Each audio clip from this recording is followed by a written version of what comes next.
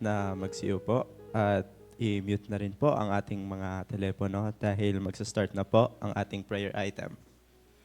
Meron lamang po tayong 4 na prayer items na ipagpipray po sa araw na ito. At ito po ang una nating prayer item. Let's pray po.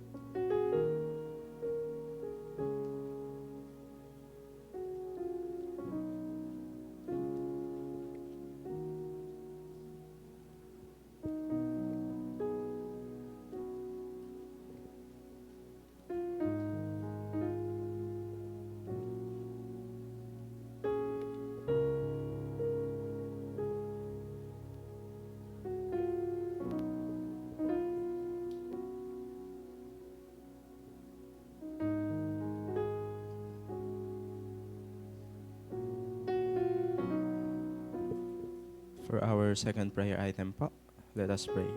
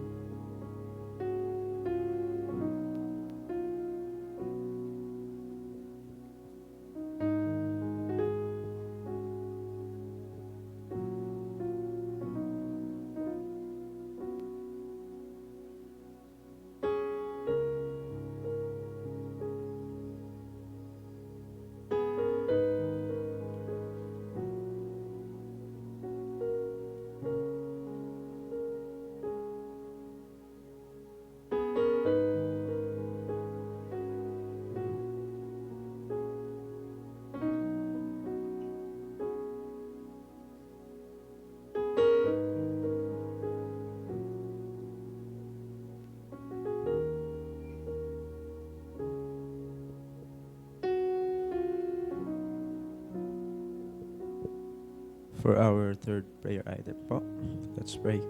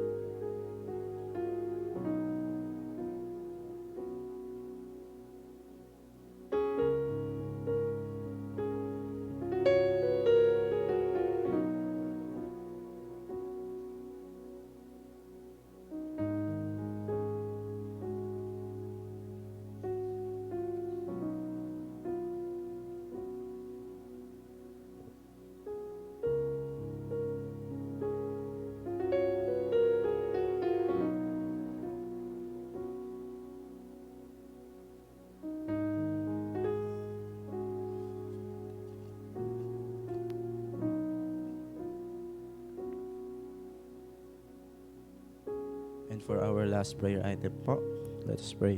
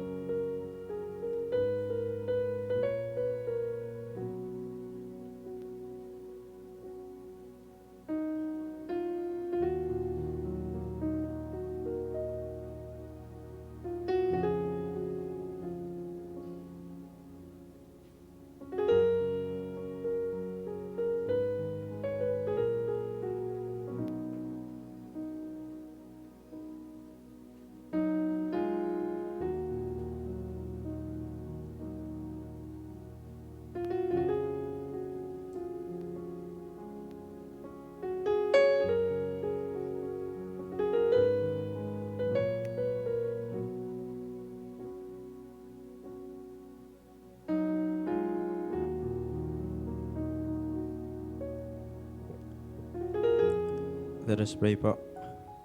O Diyos naming makapangyarihan, muli po kami nagpapasalamat sa araw na inyong pinagkaloob sa amin. Panginoon, salamat sa inyong pagmamahal, salamat sa inyong grasya. Salamat rin po, Panginoon, dahil dinala nyo kami rito ng ligtas at maayos. Panginoon, dalangin ko po ang preacher ngayon na si Pastor Jero na maghahatid ng inyong salita. Naway ang salita na gusto po ninyong ipahatid ngayong araw na ito ay hindi lamang po namin maintindihan, bagkos ay maisabuhay at maisapuso rin po namin ito, Panginoon. Dalangin ko rin po ang praise and worship team na magli-lead sa araw na ito, Panginoon. Na bigyan niyo po sila ng strength and courage, Father, na upang i-lead kami at mapalapit pa kami sa inyo, Panginoon. Lord, patawarin mo man po kami sa aming mga kasalanan, Father. Patawarin mo man po kami kung kami man po ay nagkulang sa inyo, Father. Panginoon, salamat rin po sa mga provisions na patuloy po ninyong binibigay sa amin. Salamat po sa mga biyaya na aming natatanggap, Panginoon. At alam ko, Panginoon, iba sa amin ay mayroong sakit or may pinagdadaanan man ngayon, Panginoon. Dalangin ko po, Panginoon, na pagalingin mo man po sila, Father. Guide them in their challenges na kanilang kinaharap ngayon. And lastly, Father, thank you. Thank you for your wonderful love through your grace, Father. Lahat ng papuri, pasasalamat ay muli namin ibinabalik sa inyong matamis na pangalang Jesus. Amen. Amen.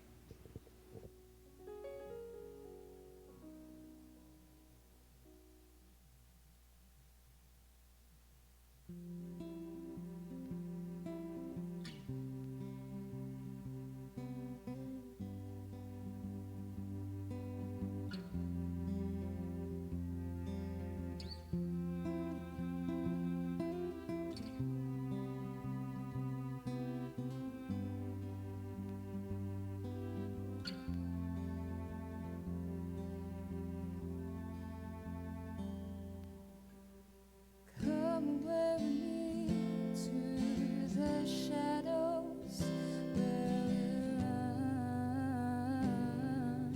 away. Need to tag along all your sorrows. There's no need for you to hide away. Whoa, whoa,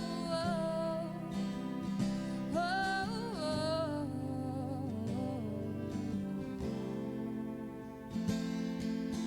Come away with me to the shadows where we run away. Need to tag along all your sorrows. There's no need for you to hide away. In the dawn, there you will find me. If you only seek with all of your heart. In the deep, there in the silence, I will whisper secrets to your heart. Whoa, whoa, whoa, whoa,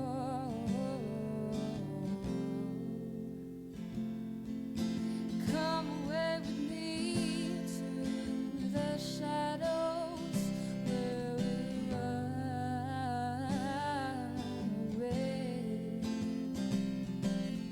Need to tag along all your sorrows. There's no need for you to hide away. In the dawn, there you will find me. If you only seek with all of your heart. In the deep, there in the silence,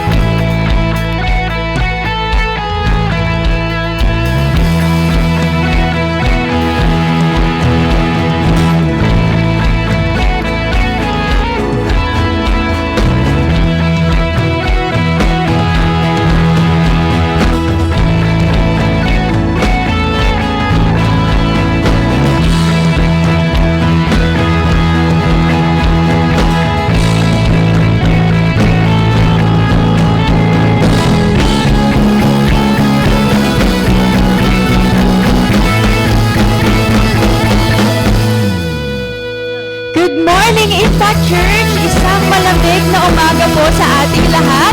Kamusta naman po ang lahat? Ayan, inaanyayahan ko po ang lahat na magsitayo at batiin po natin ang ating mga katabi ng magandang umaga.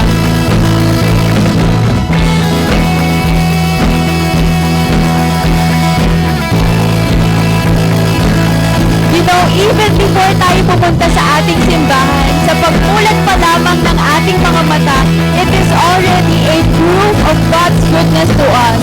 And today, as we remember His love and the grace that He gives to us na palaging bago sa bawat umaga, let us worship our God and sing praises to His name.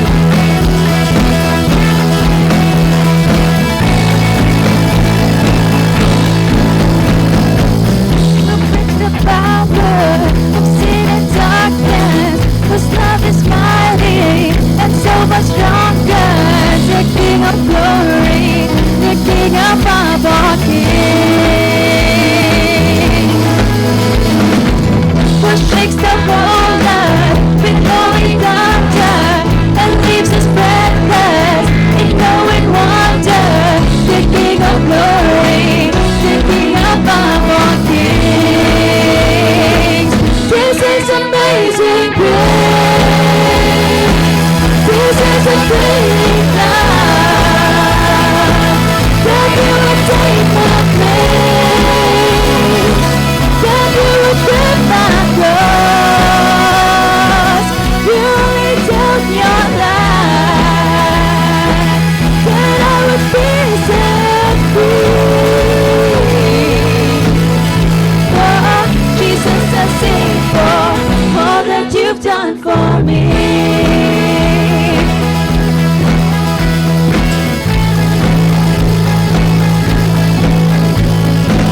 Who brings our chaos back into order? Who makes the orphans a son and daughter? The King of glory, the King of glory, who rules the nations with truth and justice, just like the sun in all of its brilliance. The King of glory, the King of all kings. This is amazing grace. This is a great love. That you would take my place. That you would bear my cross. You laid down your life. That I would be set free. Oh, Jesus, I sing for all that you've done for me.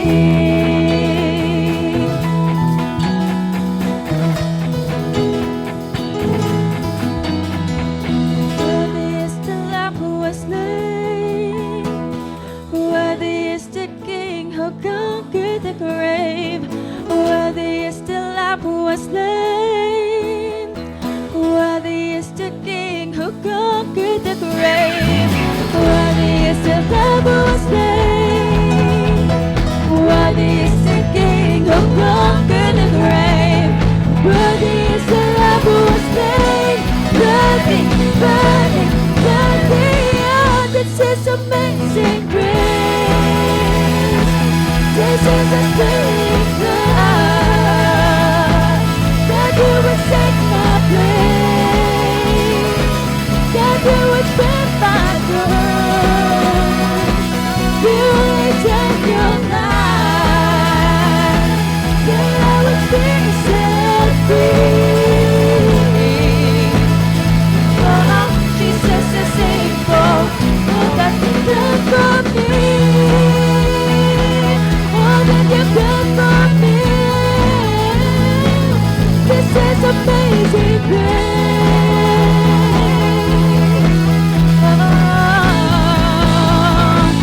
All that you've done for me.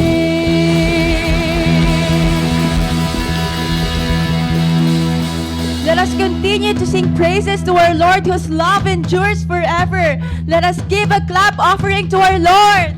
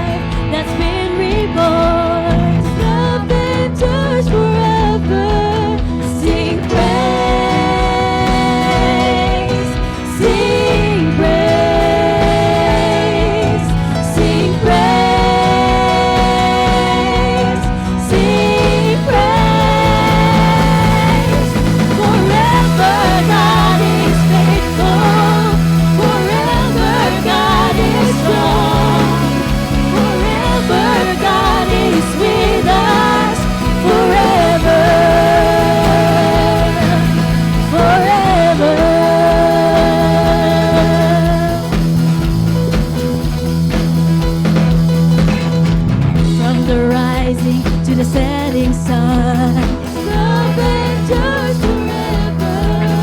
By the grace of God, we will carry on. His love endures forever. Sing praise, sing praise, sing praise, sing praise. Forever God is faithful. Forever God is strong. Forever God is with us. Forever, forever, forever God is faithful. Forever God is strong. Forever God is with us. Forever, forever, forever.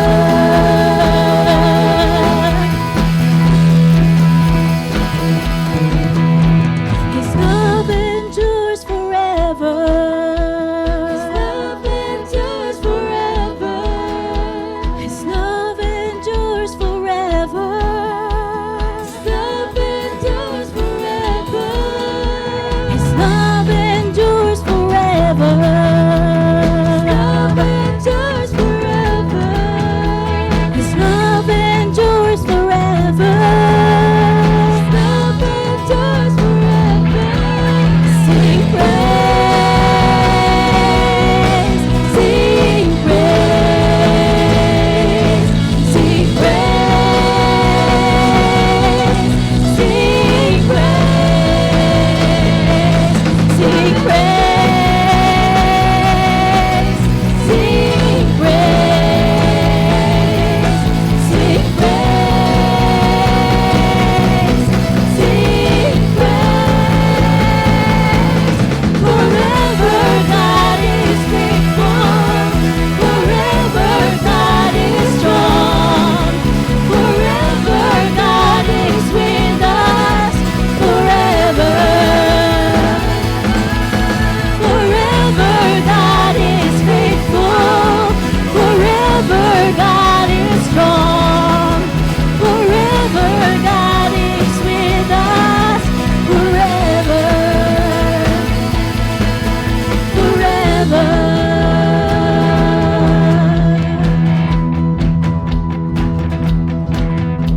His love endures forever.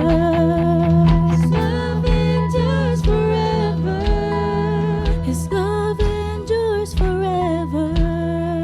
His love endures forever.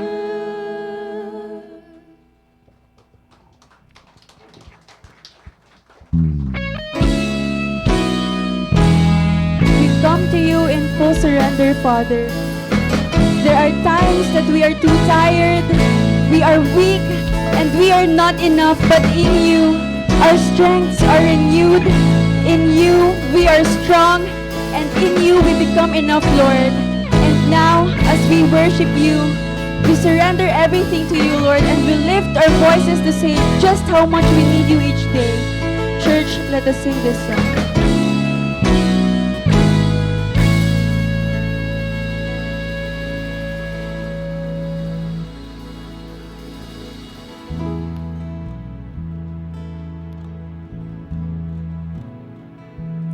Lord, I come, I confess, bowing here, I find my rest. Without you, I fall apart. You're the one that guides my heart.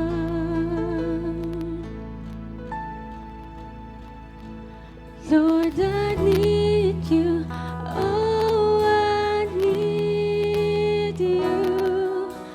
Every hour I need you. My one defense, my righteousness. Oh God, how I need you.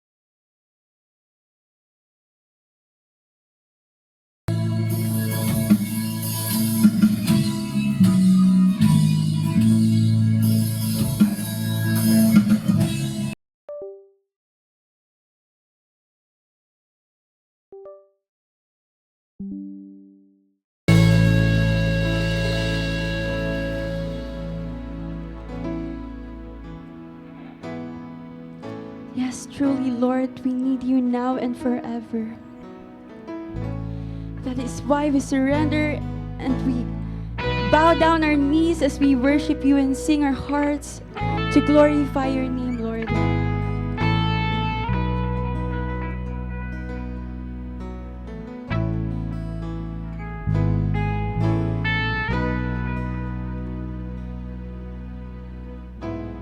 Oh Lord, you've searched me. You know my way.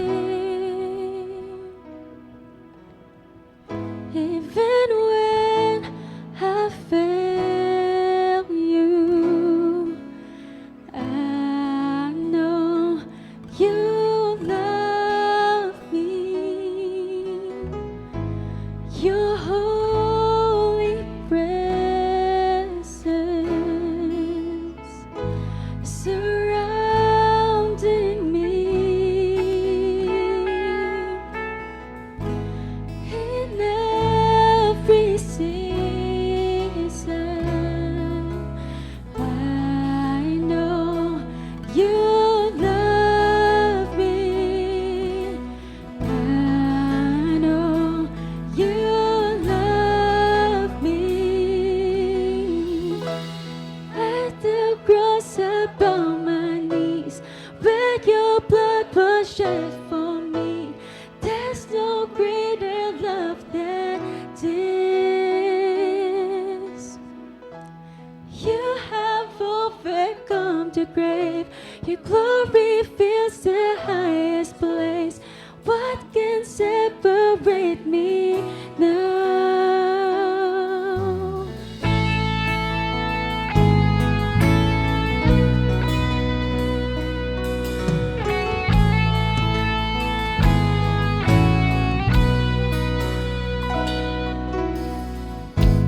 You go before me.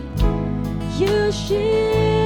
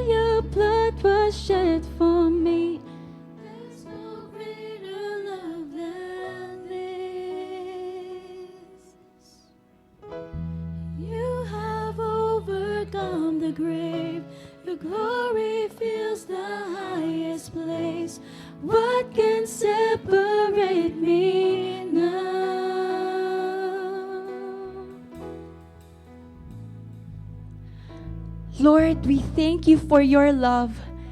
We thank you for you died on that cross just to save us, Father. Salamat, Panginoon, dahil alam namin na sa lahat ng panahon at pagkakataon ay mahal mo kami. Salamat, Panginoon, dahil sa lahat ng sitwasyon ay ikaw na ang nangunguna para sa amin. Thank you, Father, for we know na anumang battle ang kaharapin namin, kahit minsan pakiramdam namin wala ng pag-asa pa, you, Lord, will make a way. For your love is greater than anything in this world. Your love is greater than our sins. Your love is greater than our sickness. Your love is greater than our problems, Lord. And your love is greater than anything that life can throw us. And still, you choose to love us, Lord, sa araw-araw. Thank you, Father. All the glory, all the honor, and all the praise is all yours, Lord. In Jesus' mighty name we pray. Amen and amen.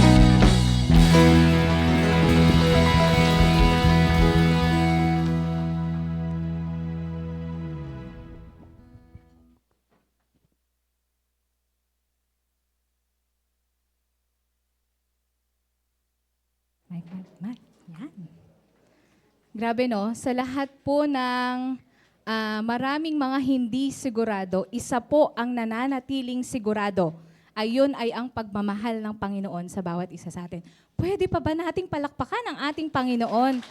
Ayan. And magandang umaga po, Impact Church family. Kami po ay natutuwa na makita kayo, makita ang bawat isa ngayong umagang ito na sabay-sabay tayong nagpupuri sa ating Panginoon.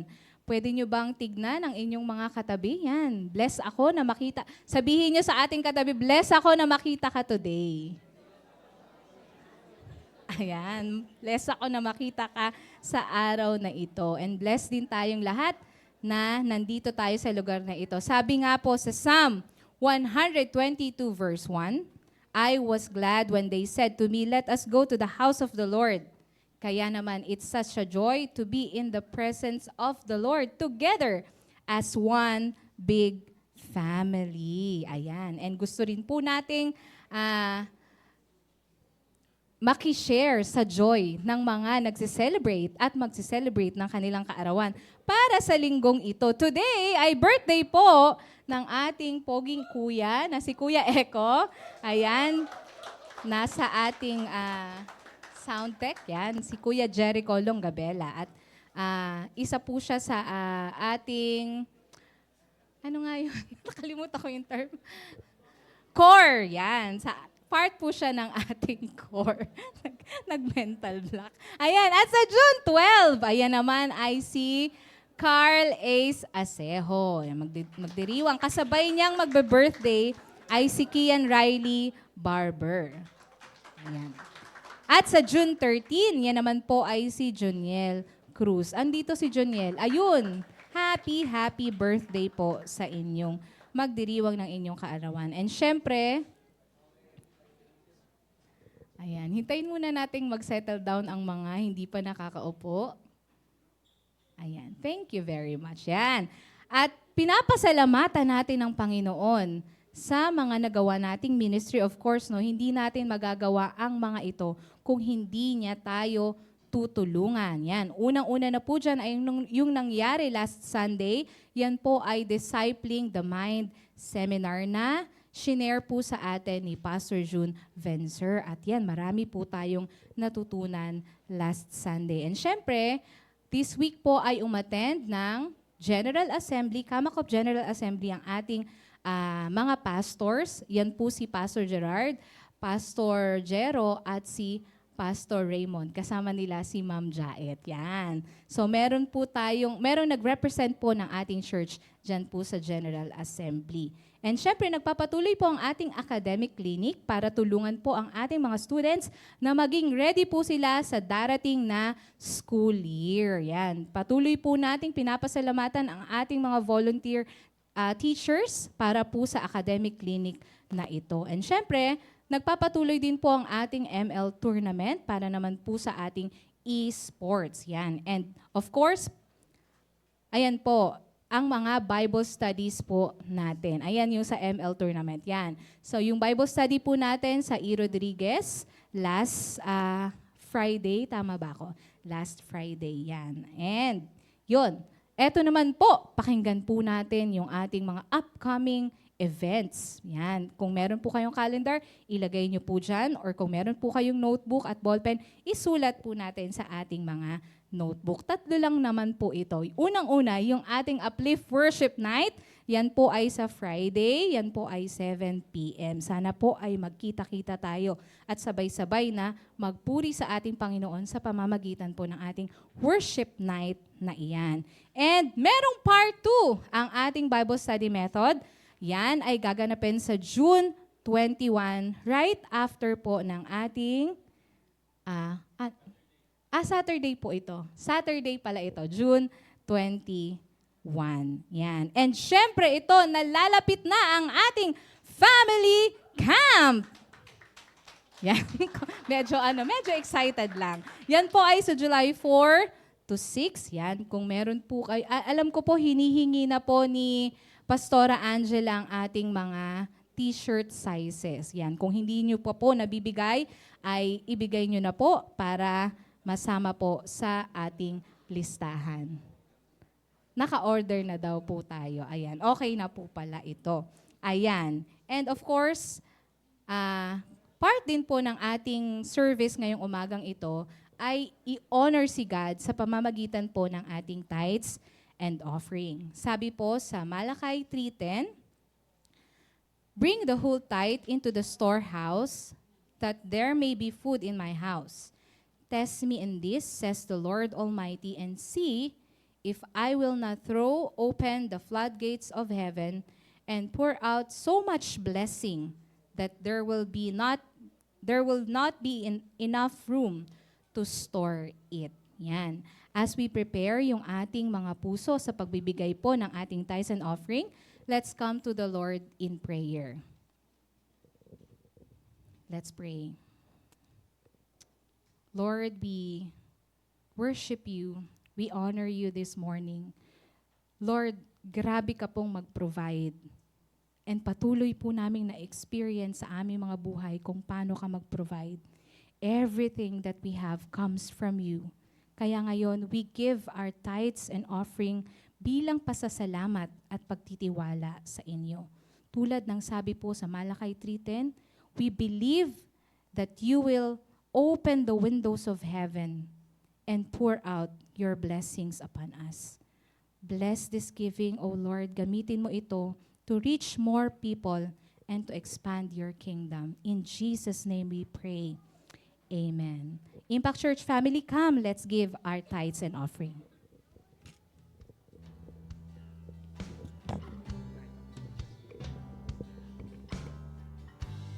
Sisigaw sa buong mundo ang pangalan mo at ang lahat ng ito'y sa'yo.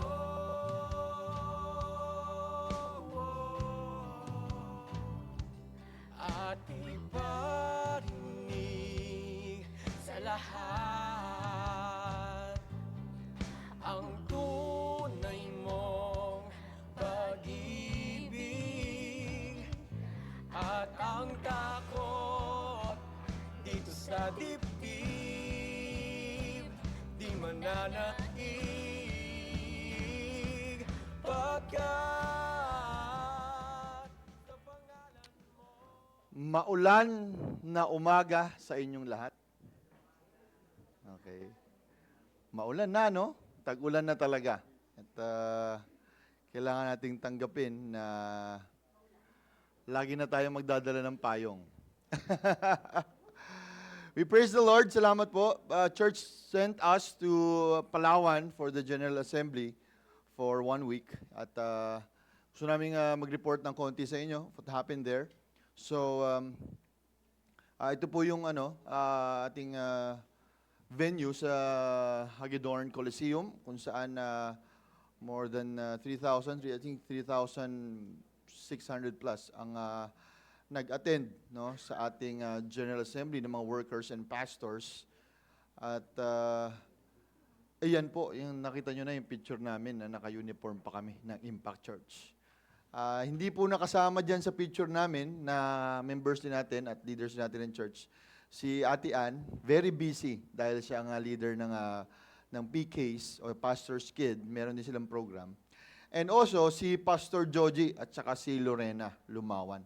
Sila naman po ay nag-head ng sports committee during the GA. Kami naman po ay attender lang. Wala kami wala kaming trabaho, praise the Lord. Yeah, kasi si Kuya saka si Gerard palagi may trabaho yan sa General Assembly. Okay, so as of December 2024, meron na pong 3,694 churches ang Kamako for Christian Alliance Missionary Churches of the Philippines all over the Philippines. Palakpakan natin ang Panginoon. So kahit saan man kayo mapunta, Luzon, Visayas, Mindanao, meron kayong madadalaw na church. Hanapin nyo lang, Alliance po ba yan? Opo, pwede po kayong mag-church doon. Yan po yung mga kapatid natin sa Panginoon. No, we are under one umbrella. Yun nga po yung ating denomination na Alliance. And nagkaroon po tayo ng election after ilang taon ba? Oo, 4 years? Okay. 4 years. At ito po ang mga nilagay no, ng mga leaders, ang ating National Board of Trustees. Okay. Si Lucy. Yan. Ano yan? Hindi ko kasi mabasa. Bangon, Era Rairi, Enoch, and Rafael Estrada. Gayun din naman si Efrem Tardo, Lodem Aguilar, Rolando Mazarte, Jerry. Hindi ko na talaga mabasa. Kailangan ko na yata ng salamin. Oo. At si Melandro Janga. At ang nanalo naman po na ating Vice President ay si Reverend David Dasig. Okay? At ang ating bagong President and Bishop ay si Reverend Joseph Reyes. Pinakita namin yung picture nila, yung mukha nila, para at least kilala nyo kung sino yung ating Bishop and President ng ating denomination. Okay ba? Okay, yan. Okay, ulitin natin. O, yan yung ating Vice President, Auxiliary Bishop, at ang ating bagong Bishop, okay, si Reverend Joseph Reyes. At ganyan din naman gusto kong i-announce ng ating Impact Family Camp. No, hindi porket nakalagay dyan sa poster natin ay free at last, ay libre na. Baka pagkabasa nyo, sabi ni Pastor Gerard, kaya pala pumalakpak kasi nakalagay free. Free at last. Sa wakas, free ang family camp. Hindi. Meron po tayong mabayaran. Pero mabuti ang Panginoon dahil nga meron tayong mga blessing. So, from last time, ating binabaan ng ating fee ng family camp. Palakpakan, kahit di nyo pa alam kahit kung magkano. Okay, ang ating regular rate po ay 1,000 pesos na lang for every camper. Ngayon naman, siyempre, meron tayong mga subsidy for those na nasa category. Okay, kung nandiyan kayo sa category na yan, ipagtanong nyo lang po kay Angela at kay Pastor Raymond o sa akin, no, kung nasa ang category kayo. Para kayong bagyo, may category. Okay, ng inyong babayaran. Because, of course, di naman tayo pare-pareho, but ang ating regular rate ay 1,000. For those, may mga malasakit tayo, may program tayo, mga leaders tayo, and may mga subsidized, especially yung mga senior citizen. Mag-ingay! Wala, hindi maingay yung mga senior citizen natin. Ayan, senior citizens at iba pa. Siyempre, meron po kayong mga discount kasi gusto natin lahat tayo ay maka-join ng ating family camp. Yan po yung mangyayari sa July 4, 5, 6 sa Nueva Ecija, Sierra Madre Suites. Okay? Ayan. So, tuloy tayo sa ating pag-usapan ngayong umaga ito. Sa ating sermon ay entitled it, A Heavenly Mindset, Lessons from Mark 14. Bago tayo magpatuloy, tayo manalangin. Panginoon, salamat po sa umagang ito. Kahit maulan, you brought us here in the church, Panginoon, to seek you and to feel your work and your presence sa buhay namin. And we ask, Lord, that yung mga aming maririnig, aming may experience today is something that we will keep in our hearts and minds so that we will have the strength, Lord, and the endurance to go on sa aming buhay pananampalataya na merong paglilingkod sa iyo at merong pagmamahal sa iyo, Panginoong Diyos. Kaya dalangin namin, nagabayan mo kami, yung tagapagsalita ngayong umagang ito, at daway pagpalain mo ang aming buong church as we seek you and worship you this very day. This is our prayer in Jesus' name. Amen. Amen. According to studies, marami daw mga tao ang hindi nag-i-improve sa kanilang life dahil mayroon silang tinatawag na fixed mindset. Okay, naka-fix na yung kanilang mindset.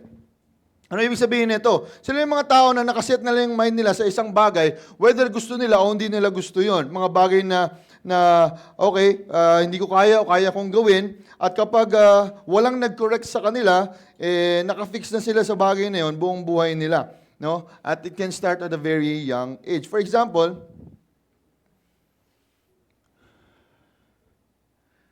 ako po, hindi ako lumaki as an achiever academically sa aking pag-aaral. No? And wala akong medals nung elementary ako, nung high school ako. I was just an average student. No? At, pero nag-aral ako sa Bible school, I realized na parang I can be good pala. Kaya ko pala maging, maging okay. Kasi pwedeng nagkaroon ako ng mindset, possible na, ay, hindi naman talaga ako magaling, ay, pala ako, ganyan. Pero nung nag-college ako, nung nag-Bible school ako actually, I realized I can be good. Kasi after a year of studying, after 2 sems, I got my grades back. Sabi ko sa sarili ko, hindi pala ako ob-ob.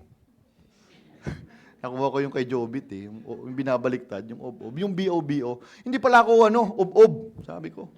No? May kakayanan din pala ako. And I think there's no such thing as ob-ob ka, no? Pero yung hindi mo binigyan ng talagang attention or effort yung isang bagay, hindi ka talaga mag-achieve. So, because minsan compare lang natin yung sarili natin sa iba. Di ba? Pag nakita natin na, uy, ang galing naman niya, uy, ano naman siya, buti pa siya, ganun. Kasi ako, ganito lang ako No? So, may mindset tayo na ganito. So, when I graduated in Bible school, somehow, not bragging, but with honors, I realized that it's about really the attitude of my mind. It was very important. Kaya ako nag-succeed. Kasi parang sinabi ko sa sarili ko na, okay, hindi pala ako ganito. I can be better. No? I can be better. So, kasi sa lahat ng bagay, kapag hindi mo sinubukan, no? Hindi mo ginawa ng paraan, ang gando na lang. Ay, mahina talaga ako sa math. Ayoko na yan. Pag nakita ka ng numbers, ayaw mo na. Surrender na kagad. So, if you have that kind of mindset, ang tawag daw doon ay fixed mindset. Finifix mo yung sarili mo sa isang bagay na ayoko na. Ayoko nang subukan, ayoko na i-try yan. So, fixed ka na ganito lang ako, hanggang dito lang ako. So, hindi mo na ginagawa. No? Hindi mo na ginagawa yung bagay na yan. Hindi mo na sinusubukan. At ganun ka-powerful yung ating mind. No? Tinitrain niya minsan yung sarili natin how we should act or not act. No? Depending on the choice that we want to make. You follow? Okay? So, yung anak ko, si Rain, nasa na yun? Yung anak ko si Rain, nagulat ako isang beses kasi sabi niya, ayoko na yan, ayoko yung kumain ng may mayonnaise. Sabi niya, mayonnaise. Sino dito kumakain ng mayonnaise? Okay, marami. O, yung Arla natin dyan, parang mayonnaise din yan di ba? Yung sa tinapay. Oo. Iba ba yun? Cheese ba yun? Hindi mayonnaise. Sabi ko nga, kakulay kasi So yung mayonnaise, ayaw niya ng mayonnaise sa burger. Sabi ko, anak, dati naman kumakain ka ng mayonnaise, ba't ngayon ayaw mo ng mayonnaise? Wala lang, parang ayaw ko na. Parang hindi ko gusto. Okay? So, he fixed his mind on like, that's not my type. Ayaw ko niyan. Hindi yan yung para sa akin. Okay? He fixed his mind on that. Sabi ko, dati naman, ano ka na yun kumakain ka naman yan. Bakit biglang hindi ngayon? Ayun, no? In the same way, si Zach, para pantay, kasi anak ko pareho yan eh. Nahirapan siya sa, sa math, sa numbers. Nagmana yata sa akin. So, nagulat kami kasi at the onset, nahirapan siya, pero nung latter ng kanyang semester sa grade 7, aba, nag-improve. Okay Praise the Lord. Muntik na kami maiyak dahil nag-improve talaga siya. And then, sabi ko nga, hindi mo pwedeng sabihin na, ay, kasi ganito ako, kasi hindi ako magaling dyan. Ang tawag dyan, kapag meron kang desire to get over the hump of yung difficulty mo, tawag dyan ay growth mindset attitude. So, meron kang paniniwala in your mind na hindi mo inaalaw yung weaknesses mo to become you. Kaya ang pwedeng response mo dyan, alam kong challenging ang math, pero para sa akin, kasi nahihirapan ako, alam ko na mag-i-improve pa ako. Yan. Okay, tama ba yun, Ma'am Jait? Kasi nagtuturo ng math to si Ma'am Jait eh. So there's what we call a fixed mindset and a growth mindset.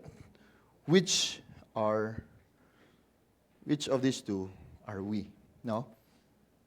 Ano bang attitude does our mind have in terms of growing in our being? Is it a fixed mindset? Ganito talaga ako? O ganito na talaga ako? Ano talaga ako eh? Prangka talaga ako. Masakit ako magsalita. Bahala na kayo dyan. Okay? O kaya mahihain talaga ako eh. Ayoko talaga makahilo-bilo sa lahat. No? Huwag niyo akong pakialaman. Ayan. O kaya, kuripot talaga ako eh. Huwag na tayo pumunta doon. No? Yung mga bagay na you have set your mind on that, you fix yourself that you don't want to go over it and improve on that, that's called a fixed mindset. But today, we will look at Mark chapter 14 and look at the mindset of Christ, especially when he was experiencing difficulty and trials in his life. And we will look at what made him successful in fulfilling the mission of God, because of the character and attitude of his mind. In short, I hope we arrive in a conclusion today na si Jesus was able to fulfill his mission on the cross because of a heavenly mindset. Amen? How ba tayo magpo-possess ng heavenly mindset? Let's look at the 3 scenes, yung mga pangyayari dun sa Mark 14 at aaralin natin ng sabay-sabay. Ready na ba kayo? Amen? Hindi ba kayo matutulog? Hindi. Kahit na malamig at masarap matulog at mamahinga. Sabi nga kay Pastor Raymond kanina, inaantok pa ako. Kulang kami ng tulog palagi doon sa Palawan. Uuwi kami ng late, pupunta kami sa assembly ng maaga dahil 1 hour away kami from the venue. At magdadrive pa kami ng sasakyan, papunta at pabalik. Dahil si Pastor Joji, nag-schedule ng basketball. Kaya naglalaro kami ng basketball kapag gabi. Tapos na kasi yung session. Umaabot kami ng alas 10, ganyan. Makauwi kami sa hotel, 11 o'clock. 11 o'clock, gano'n. Anyway, punta tayo dun sa ating scripture for today.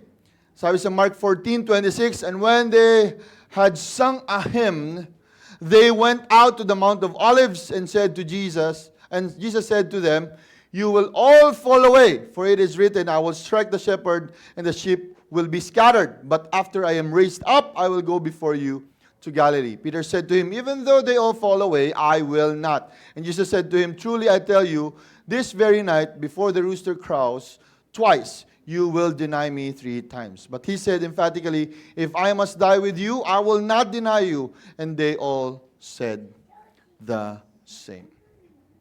Okay. So, napansin nyo? Ano napansin nyo sa binasa natin? No? Ito yung story. Ito na. No? Balikan natin. Kumanta sila, nag-awitan sila, masaya sila, magkasama sila, Jesus and the disciples, no? And then they went out to the Mount of Olives. Okay? kung saan sila nandun, at sinabi ni Jesus, you will all fall away. What? Parang sinabi ng kaibigan mo sa'yo, ayoko na sa inyo kasi iwanan mo ko. After nating maging magkaibigan for so many years, no? Magkakasama tayo, magtotropa tayo, sasabihin mo, mawawala ka rin naman eh. How would you feel? If you were one of the disciples and Jesus said, you will fall away.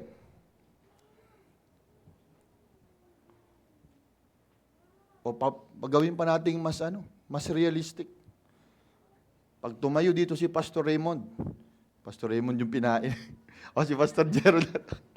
Pastor Jero na lang. Mawawala ka din sa church! Anong mafe-feel mo? Aray ko, Pastor. Grabe ka naman. Judgmental ka. Nag-church nga ako every Sunday. Sasabihin mo, mawawala ako sa church. Ouch! Ito yung sitwasyon nung si Jesus ay kasama ang mga disciples in the Mount of Olives. Sinabi niya talaga, aalis din naman kayo, you will all fall away.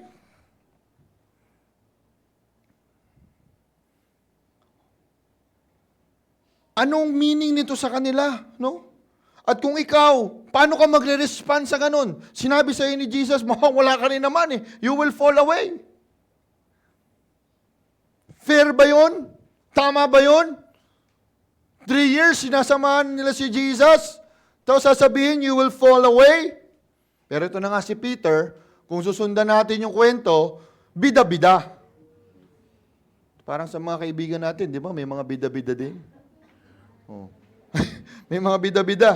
No? Sa mga kaibigan natin, yung gustong palaging mauna, yung gustong palaging sikat. Ang sabi ni Peter, Lord, no? Kahit lahat sila umalis, yung mga yan umalis, ako hindi. Bida-bida talaga si Peter. No? Galing ni Peter eh. No? Lahat sila, Lord, pero ako hindi. May mga bida-bida tayo mga kaibigan, ganyan eh. No? Ayan sila, hindi ako, ganito ako. No? So, kung ikaw yung isa sa mga disciples, at yung kaibigan mong si Peter, kasama mo, sinabi, yan lahat lang sila. Pero ako hindi. Parang gusto mong batukan si Peter na sabihin mo, ikaw lang magaling, ha? Ikaw lang magaling. No? Parang ganun yung sitwasyon dito. Kaya lang, sinagot siya ni Jesus, sabi, ito na. Alam mo, Peter, sabi niya, bago pa 2 beses tumilaok yung manok ngayong umagang to, ikakaila mo rin naman ako 3 beses pa. So malamang natameme ito si ano. Pero hindi, talagang malakas ang loob ni Peter. No? Sabi niya, never kong gagawin yan, Lord. Never kong gagawin. Okay? And Peter did not understand at this time that the prophetic words of Jesus Christ is related on something that should happen so that salvation will come. So, ito yung dapat nilang ma-foresee, no? Na sa kanila, imposible yan, Lord. Imposible yan, Jesus. Napaka-impossible na we will fall away, turn our backs on you, dahil sumunod nga kami for the last 3 years, kahit saan pa tayo pumunta, kahit na-persecute pa tayo and everything, sumunod kami sa iyo. At impossible yan. But of course, nakita natin dito na si Jesus was emphasizing, no, that telling them actually na this is something that will happen. It's a reality of something that will happen.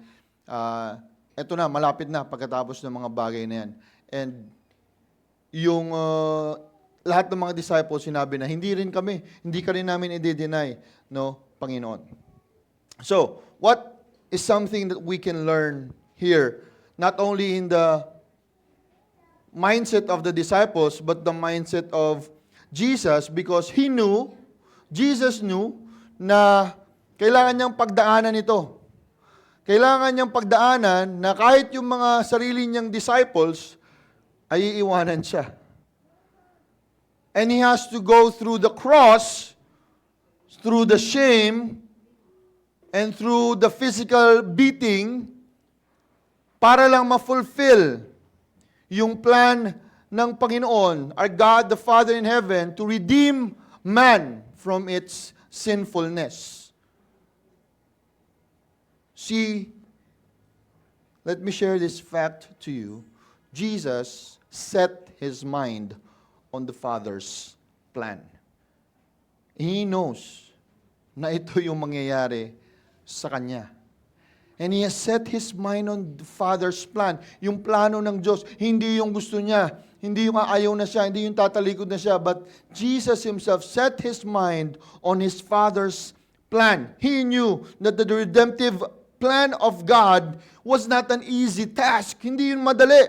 He had to look at the bigger picture and say to Himself, as 100% human as I am now, I'm going through something very hard, but in spite of that, in return, something marvelous, something bigger in this world that this world could ever imagine.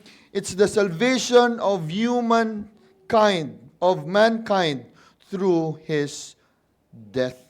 And as a Messiah, hindi mo ma-imagine na yung Messiah, tagapagligtas, mamamatay pala. Di ba? Parang pinanood mo si Superman na nagliligtas ng mga, hindi ba? O si Spider-Man ba gusto nyo? O si Superman. Tapos mamamatay lang. Walang ganun sa okay? Pero yung sequel ni Superman, pinatay siya, di ba, ni Oo. Pero yung kadalasang pinapanood natin, yung superhero, invincible, hindi namamatay. Siya yung Pero dito kakaiba kasi si Jesus had to die so that we all be saved. At ang sabi doon, I will strike the sheep. And Jesus knew that He has to set His mind on that. He will be struck down on the cross, dying a gruesome death. But the only way He would succeed is for Him to have a heavenly mindset, knowing that God's plan is bigger than His plans. So, the first lesson I would like to share is this. God's plans are bigger than what you think. At the onset, parang sinabi ng mga disciples, parang, pwede ba yun? Posible ba yun? Dapat ba yun? Mag-fall away ba kami? Kailangan bang mamatay ni Jesus Christ? No? You think the things that are happening from you ay walang rason, unreasonable. Pero, we always need to think of the bigger picture ng Panginoong Diyos sa buhay natin. Kapag nakatingin ka lang sa malapit, hindi mo nakikita yung kabuuan. No?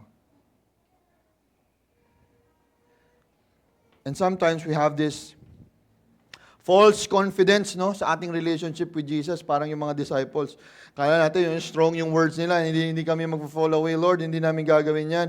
We feel so overconfident and we don't see yung real sense of what Jesus was asking to them. We tend to look at our accomplishment, yung participation natin, and yung mga nagagawa natin. And we forget that it's not about our willingness, because without the sacrifice and the right mindset, we might fall into the trap that we already know all the tools and ways how to grow as a Christian.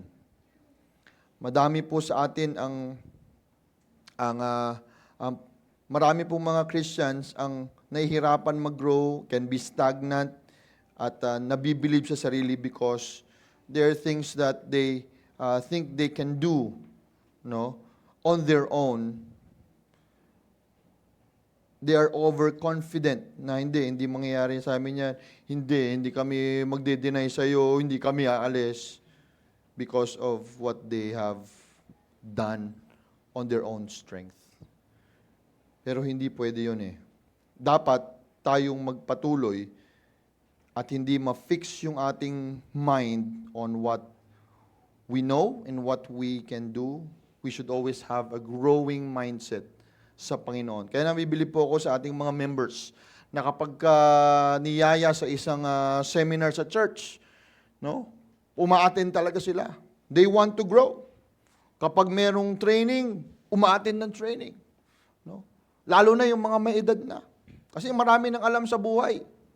Pero, they are still willing to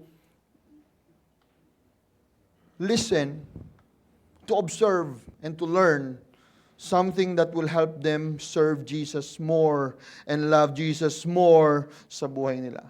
So yung mga bata pa, matuto kayo sa ating mga adults na pag nakita nyo, talagang willing na mag-grow sa Panginoon. Follow their footsteps. When I was an intern, I started a discipleship group sa aming church. Ang members ko doon ay mga anak ng members, leaders namin sa church.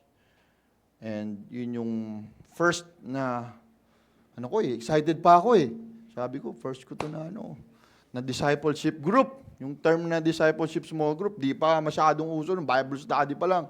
Pero sabi ko, ito na yon. So, sabi ko sa kanila, let's do a discipleship group at mag-meet tayo every week so that we will grow in the Lord. Ay, di nag-meet na nga kami. At nung nag-meet kami about the discipleship that we will do, one of the members ko doon sa small group, di-discuss kami.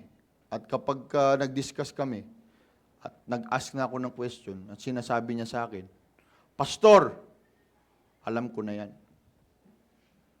Tapos nag-meet na naman kami next week. Sabi niya sa akin, Pastor, alam ko na yan. Tapos, ganun pa din. Pastor, alam ko na yan.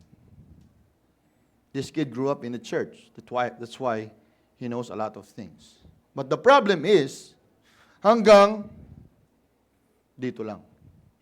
Hindi natatranslate sa buhay. Kumbaga walang application.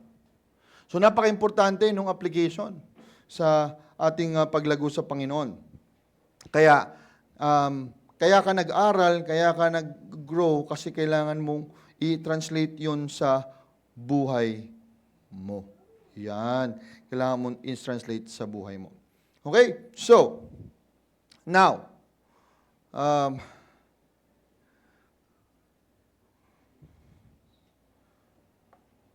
pwede nating maramdaman din, no, na ang feeling ng mga disciples ay hindi fair si God. Hindi siya fair sa sinasabi niya, no? At ganun din tayo minsan, we are offended by words in the generation where we are easily offended by words. Nandun ako sa General Assembly and one of the people that I knew before na nasa volunteers din, medyo maingay siya nung bago magbutuhan. So, ang sabi ko, ay, nandyan ba si ano? So, parang pinariringgan ko siya. Sabi ko, nandyan ba si ano? Parang naririnig ko yata siya. Kasi nga, I wanted her to keep a little bit silent kasi naririnig. Sabi ko, naririnig ko siya ang ingay niya. Ang sabi niya, ay, pastor, ako to. Sabi niya sa akin. Tapos sabi niya, ano naman, masyado naman ako offended sa sinabi mo, no? Parang binibiro mo ako ng ganyan. Sabi niya sa akin. Sabi ko, ay, ganun ba? Sinabi siya ni Kara, huwag ka kasi maingay. Magbubutuhan na ang ingay-ingay mo pa. And it's just an example, no, of how we can easily be like offended in the words, no, in general. So, in the same way, pwedeng may feeling na ganun yung mga disciples, they were offended. Ba't sinasabi mo to Jesus sa amin? Bakit mo sinasabing magfo-fall away kami from you? Bakit ganun? So, here, we can see na gustong makita ni Jesus ng kanyang mga disciples of something important that will happen to them. That will happen to them. And itong bagay na to ay napaka-importante, no, sa kanila. He will save us so that we will be reconciled with Him and start to live for His glory and not for our comfort. Meron pong mga Kristiyano kasi, no, dapat yung mindset natin as a Christian, focus doon sa bigger picture and plan ng ating Panginoon. So, in application to this, we should see God's plan bigger than our own ways, no? And the best way to see it, no, yung mas malaki na plano ng Panginoon sa atin.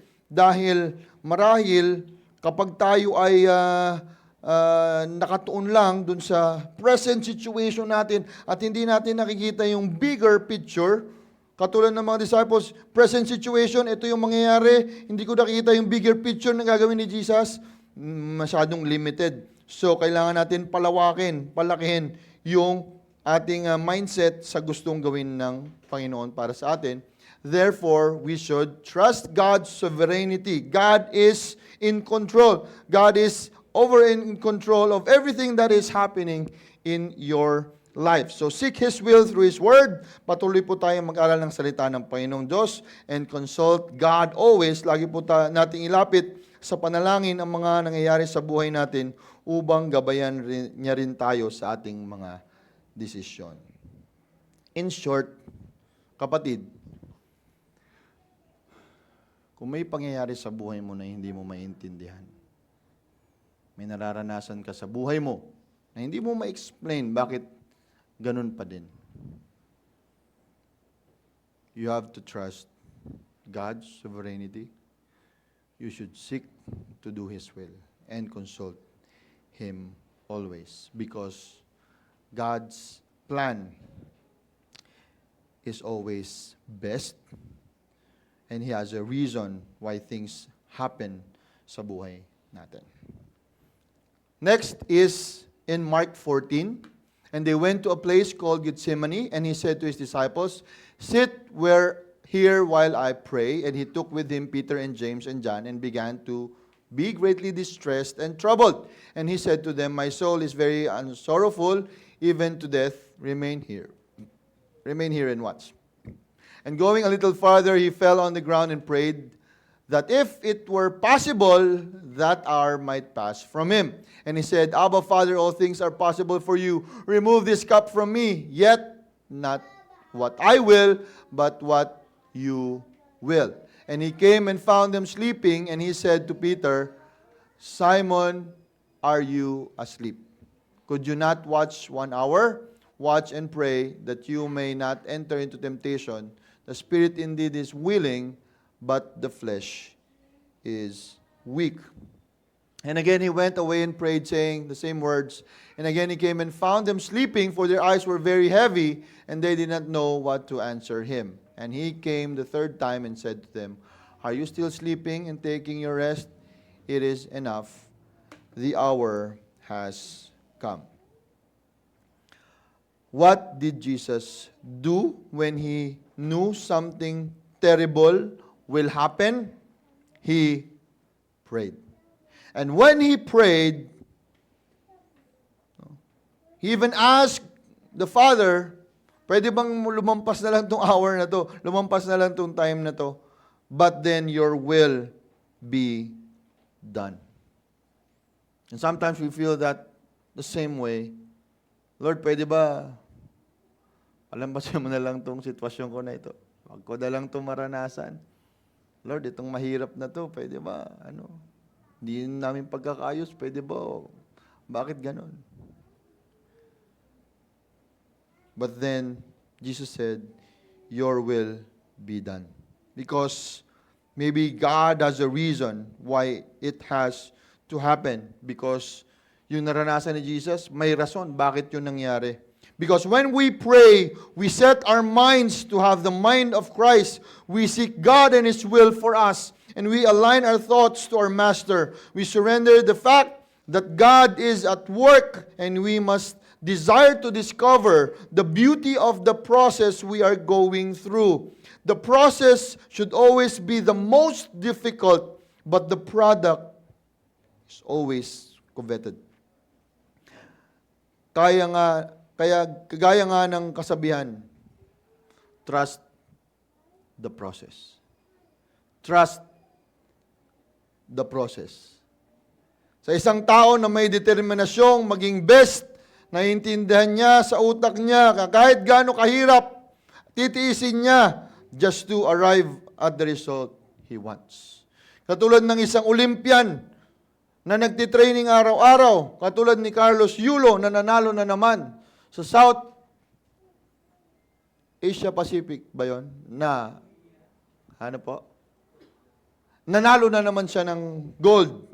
Dahil meron siyang goal, kahit na mahirap yung process na siya ay magpapapayat, siya ay magti-training, siya ay magpupuyat, siya ay sasakit ng katawan, gagawin niya. And one of my disciples, si JD, also youth natin, handle ko sa small group, when he started studying as a maritime student, sabi niya sa akin, Coach, napakahirap maging estudyante doon. No? Stay in kami doon, 4 o'clock, gigising na kami, magja-jogging kami, magti-training kami, magpupush up kami. Dos, mag-aaral pa kami, magti-training. Bawal yung cellphone, hindi ko makausap. Kapag may time lang para mag-cellphone, talagang may silang. Tapos matutulog kami ng maaga, tapos paulit-ulit na naman yun, araw-araw. Nakakabagot, hindi ko na talaga kaya. Alam mo, Coach, in the first few months, talagang sabi ko, suko na ako. Sabi ko sa mama ko, umiiyak na ako, uwi na ako, ma.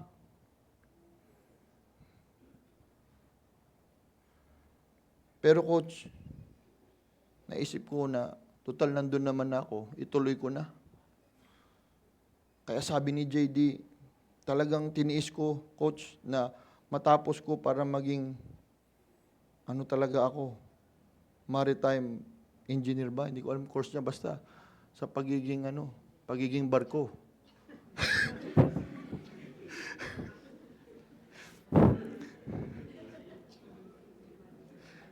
He endured the 3 years. Ngayon po, OJT na siya. Technically, sabi niya, finished after a year. Sasakay na siya sa wakas sa tunay na barko. Hindi yung barko-barkuhan lang. Sasakay na siya. He trusted the process. At sa buhay natin, may mga difficulties tayong pagdadaanan. And I hope our mindset is, Lord, parte lang to ng proseso na ibinibigay mo sa buhay ko upang mas maging matibay akong Kristiyano para sa iyo. Na kahit na pagdaanan ko itong bagay na to, may resulta, meron ako makita in the end of how I will grow and benefit on this. Kahit na mahirap, kahit na parang di ko na kaya, titiisin ko dahil kasama kita. When we are in a situation, when we feel that everything is falling apart, like the disciples, everything is going sour and not our way, hindi ibig sabihin nun na hindi present si God sa buhay natin. It doesn't mean that God does not see you. It doesn't mean that God doesn't feel you. It doesn't mean that God is absent in your life. Kasi si Jesus, pinagdaanan niya ang mga hirap sa buhay at naiintindihan niya kung anong pinagdadaanan natin. Ibig sabihin, alam niya ang totoo. Alam niya at totoo ang mensahe niya. Nung sinabi niyang, lumapit ka sa akin kung ikaw ay nabibigatan sa buhay mo at bibigyan kita ng pahinga. Sometimes our battle is not really with people. It is with our mind. Kasi pag madali po tayong sumuko, wala tayong mararating.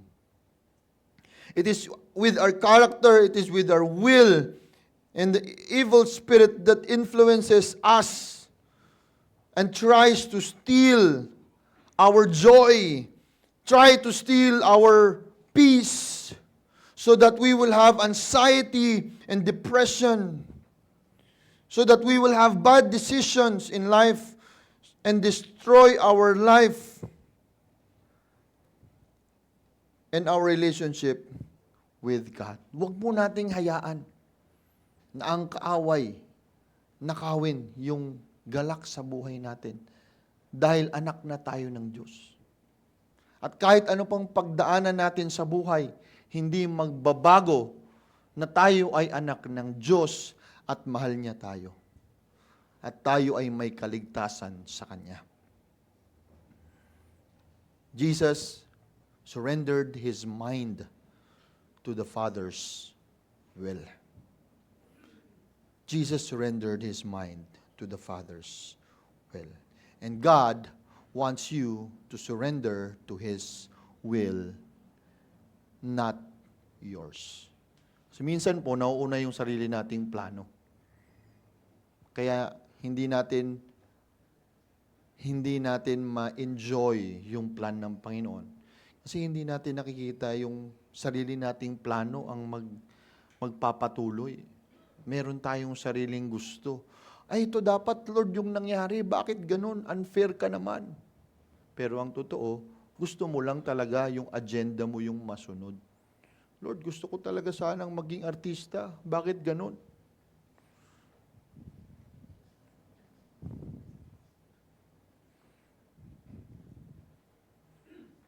Gusto ko lang sana maging doktor. Bakit ako naging konduktor? Meron tayong mga sariling siniset na gusto natin sa buhay. Wala namang problema yon.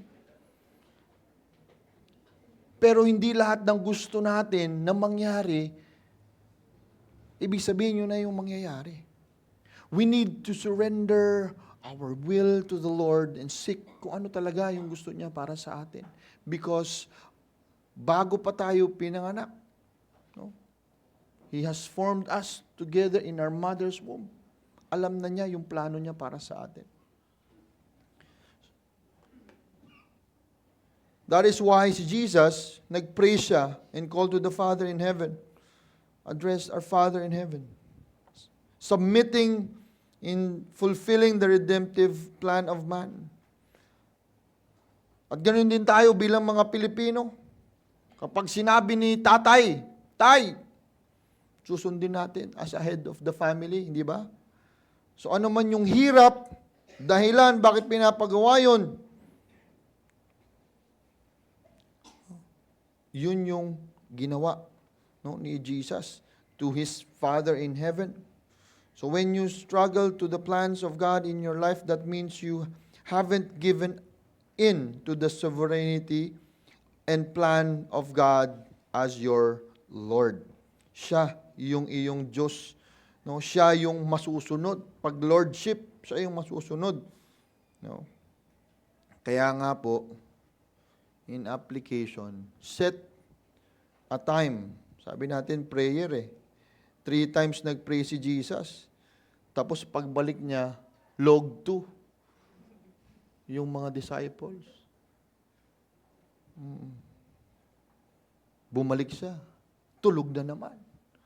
Pray na naman siya. Balik siya. Tulog na naman. No? Tapos tayo magtatanong, Lord, bakit ganun? Lagi tayong tulog We don't spend time in prayer. We don't seek God. Tayo yung palagi nagsasalita sa panalangin. Marahil nga, bingi na si Lord. Lord, alam mo kasi Lord, ganito kasi dapat Lord Lord, bakit naman Wala nang time na makinig tayo. Yung maging silent lang ba? Yung manahimik ka. Manahimik ka kahit sandali lang. Hindi yung dikta ka ng dikta kay Lord.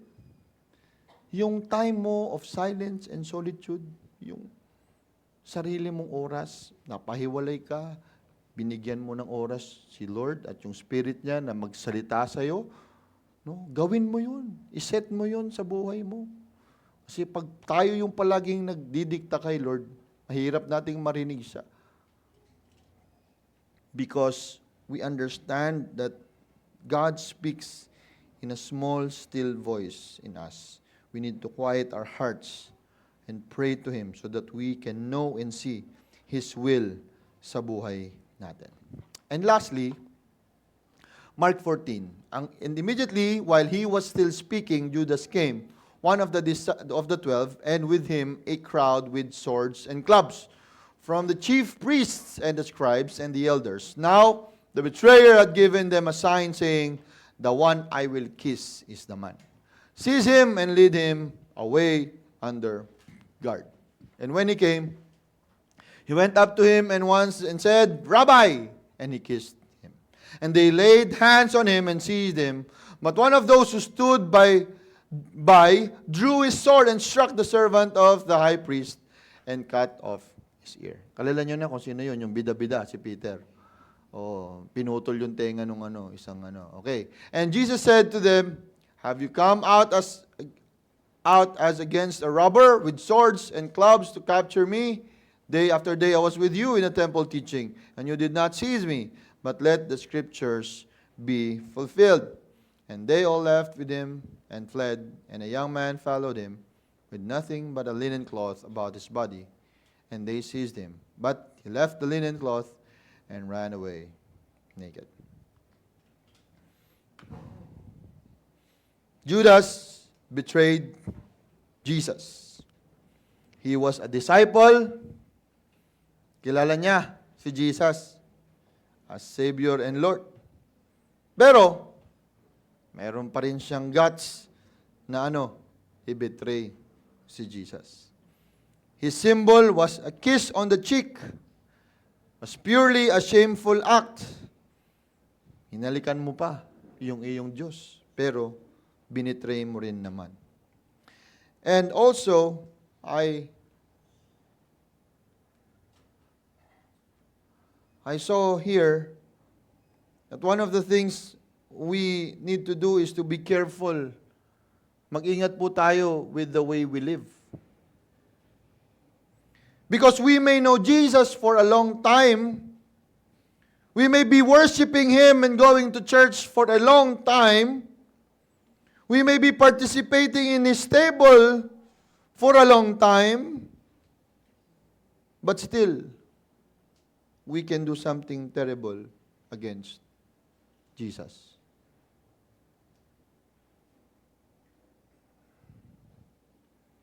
And it can be as simple as lying, stealing, hating someone as an act of betrayal to Jesus. Yung mga simpleng maling ginagawa natin, akala natin, wala lang yan. Yung pagpuna at pagmamaliit natin sa iba, akala natin, wala lang yan. Yung konting pagsisinungaling natin sa mga tao para ma-preserve natin yung ating galing at talino, wala lang yan. Yung paninira natin sa iba para tayo yung makitang mas mabuti, wala lang yan. It can be an act of betrayal to Jesus.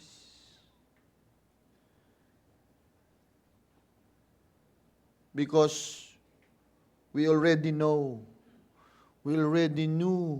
who Jesus is. We know ano yung hindi niya gusto. We know what sin is and is against. At ang pinakaayaw ng Diyos, alam natin na tayo ay mamuhay sa kasalanan. But still, we do it because our mind says, wala lang yan. Maliit lang naman yan, pastor. Hiningi ko na ng tawad dyan kahapon. Patay. And you see, the battle is really in the mind. Because our mind is deceitful, and the evil one is always crouching and saying to our mind, okay lang yan.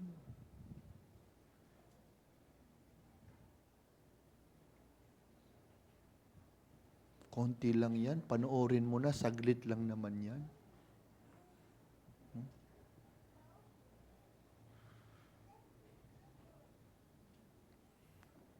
5 piso lang yan o nalaglag. Kunin mo na. Sa'yo na. Hindi naman alam ng driver, huwag ka na magbayad. Mag 1, 2, 3 ka na. Ang simpleng bagay eh. No? Huwag mo sabihin na ano. Kung saan ka galing. Basta pag uwi mo, sabihin mo, dyan lang ako galing, ma. Dyan lang, dyan.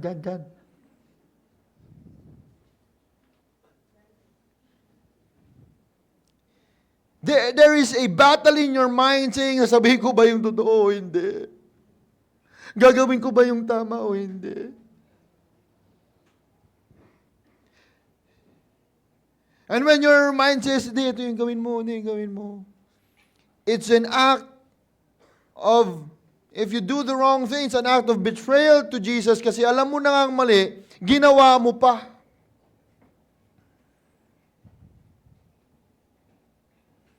And Judas himself knew who Jesus was. But still, pinagpalit niya sa sarili niyang kapakanan ang kanyang master. Hindi tayo naiiba kay Judas kung mamumuhay tayo sa kasalanan. Kahit gaano tayo kagalit at kinagamit ang salitang, Judas ka! In the same way, baka pareho lang. Alam nating mali, gagawin pa din natin. After makapture ni Jesus ang malungkot, nagkatotoo ang sinabi ni Jesus, umalis silang lahat. Sino ang naiwan? Isa. Sino yon?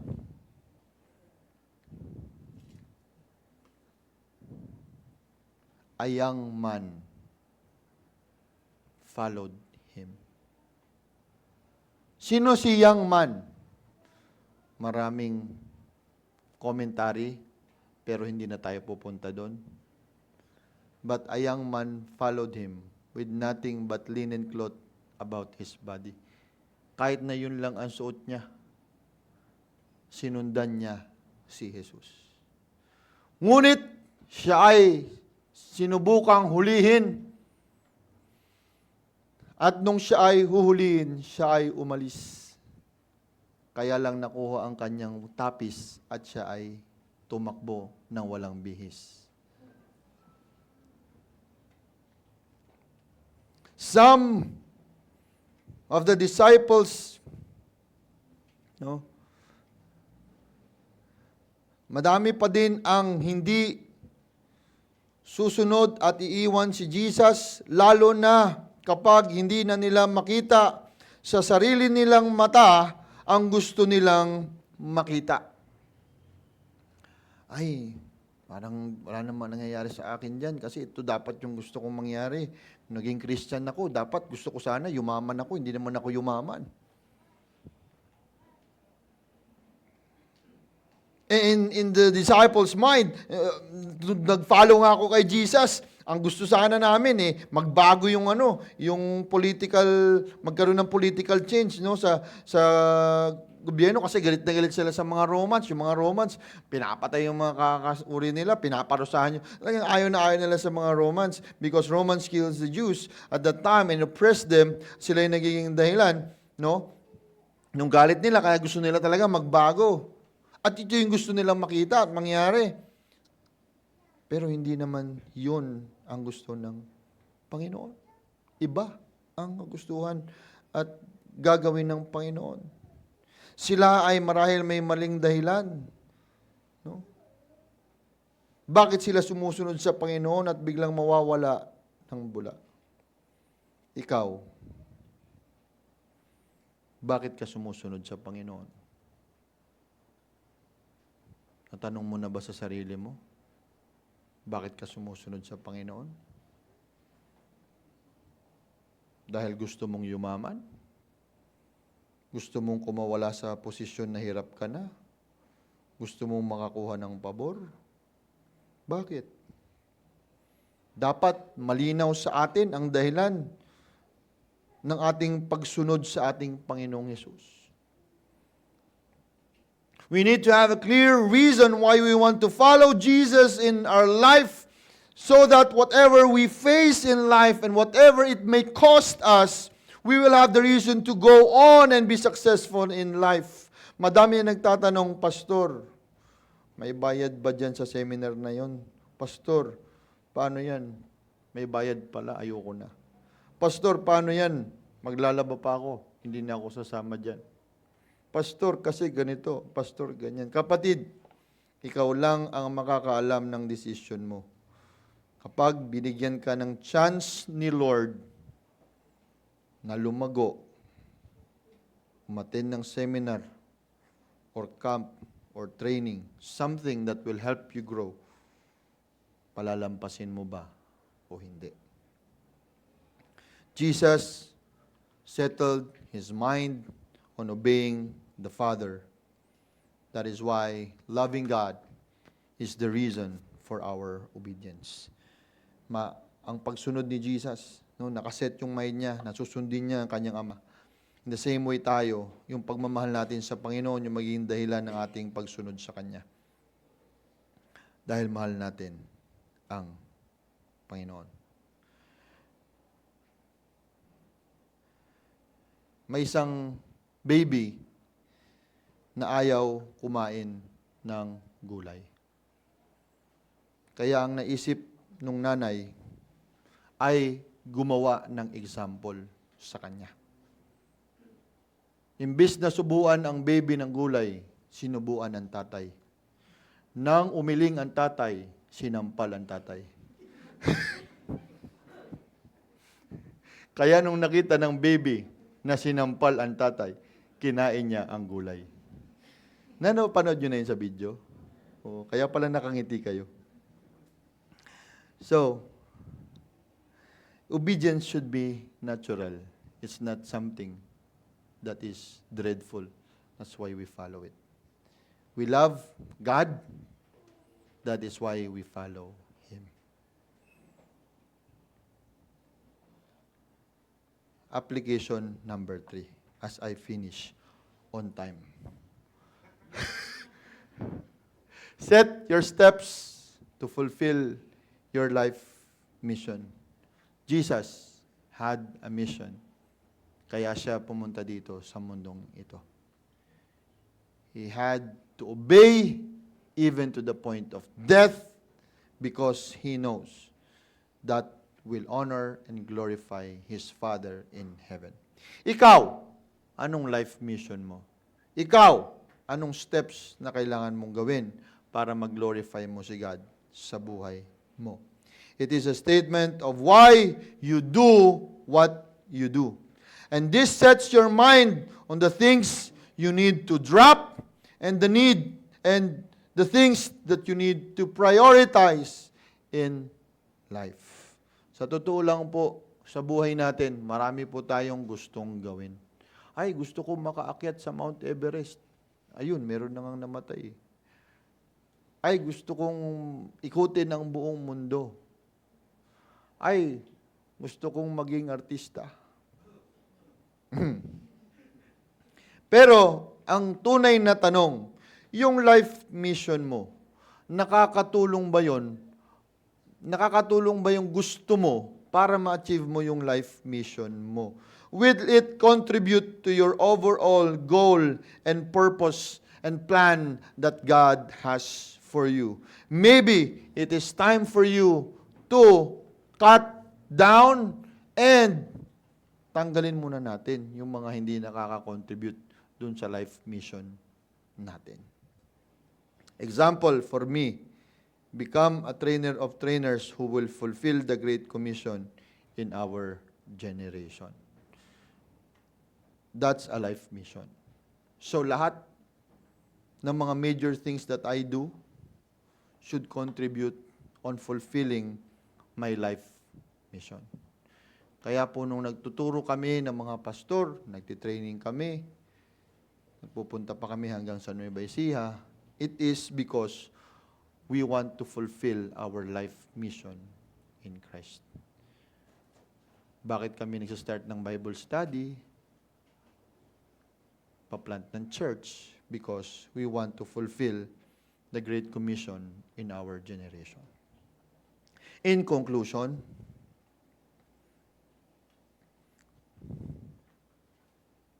we need to set and see God's plan bigger than our plans. We need to set a time to listen to God's voice.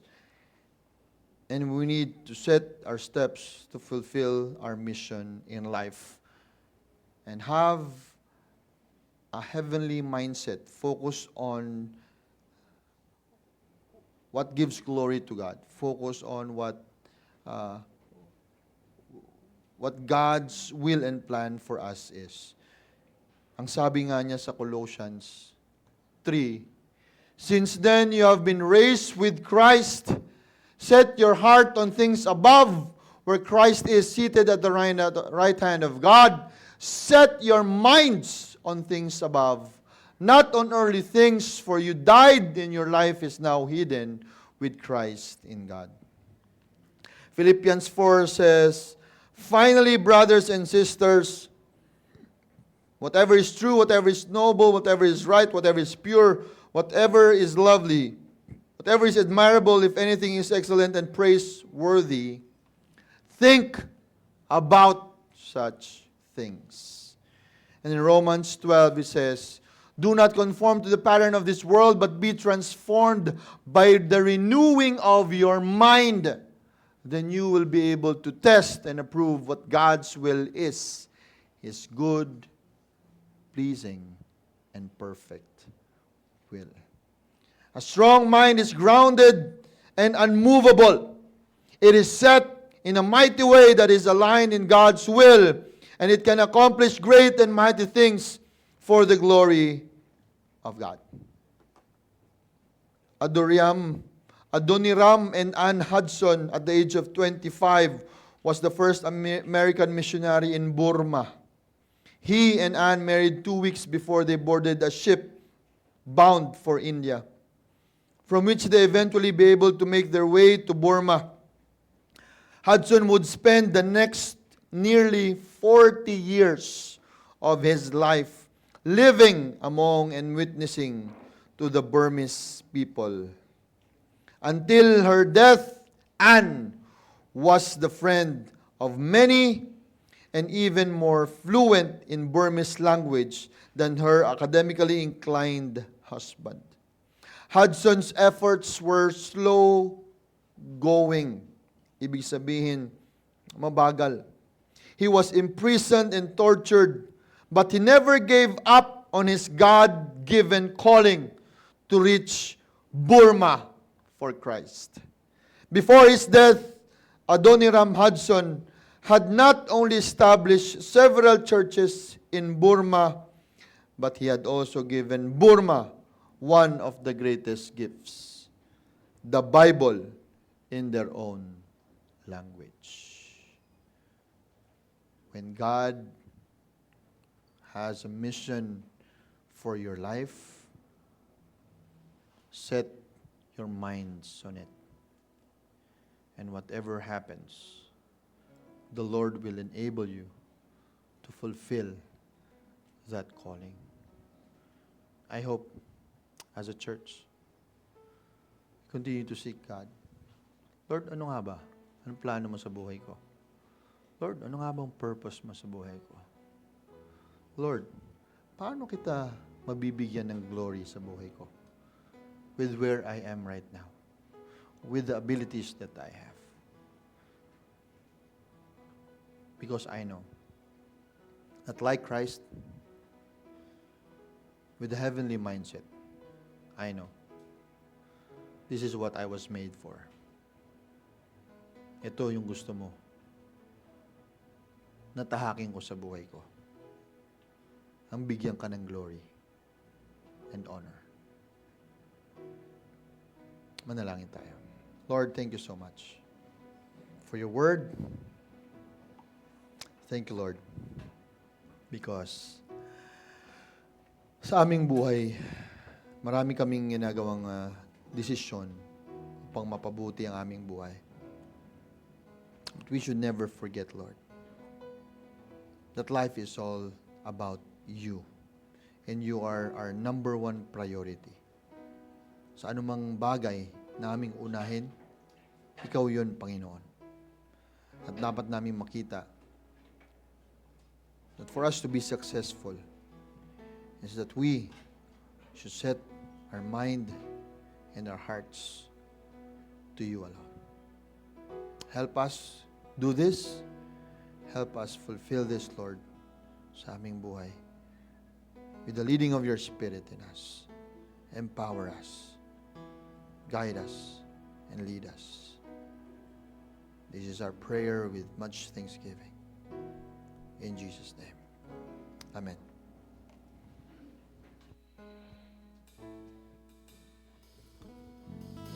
Naanyayahan ko po na tumayo ang lahat.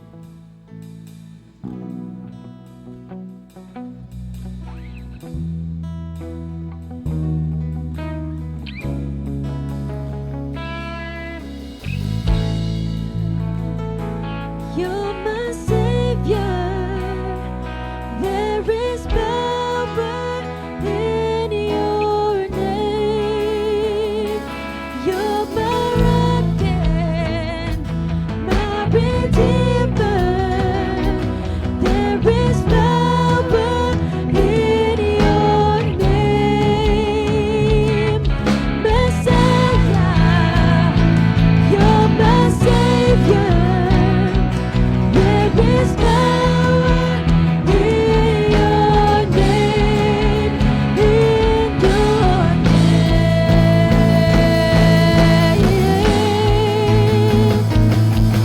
You walk on the waters, you speak to the sea, you stand in the fire beside me. You roar like a lion, you get as the lamb, you carry my king in your hands.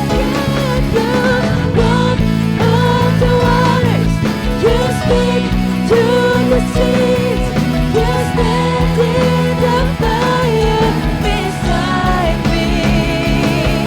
You roar like a lion, you bled as the lamb, you carry my king in your hands. Jesus, there is no one like you. Jesus, there is no one like you. Jesus.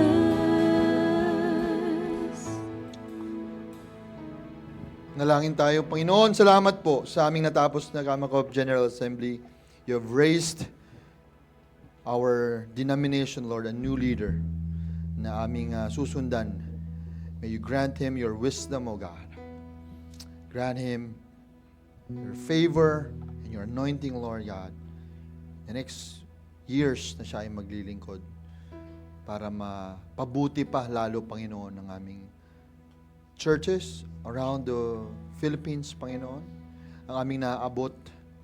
May you empower him to empower the churches sa aming bansa, Panginoong Diyos, to reach more and more souls for you and for your glory alone. We pray that you continue to strengthen, Panginoon, ang aming mission as a church and as a denomination to give you glory, Panginoon, in reaching the lost. Dalangin din namin, Panginoong Diyos, na patuloy mo kaming gabayan at ihanda sa aming nalalapit na family camp. May you prepare each one of us.